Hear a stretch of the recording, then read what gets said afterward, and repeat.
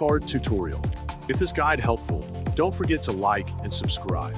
First, open your browser and go to hhow.co. On the home page, click Choose a starting point at the bottom of the screen. You can either start from a blank page or choose from the many templates provided by Card. These templates can be filtered by category, such as profile for personal information, landing for promoting a product or app, form, portfolio to showcase your work, or section. For example, you might select blank page and click the select button.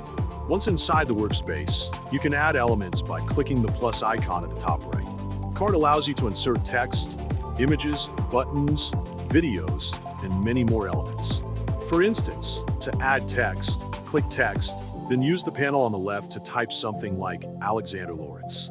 You can customize its appearance by clicking the brush icon and even add animations by clicking this icon. To review your design, click the play icon at the top right for a preview. When everything is ready, go to the top right and click Publish this site.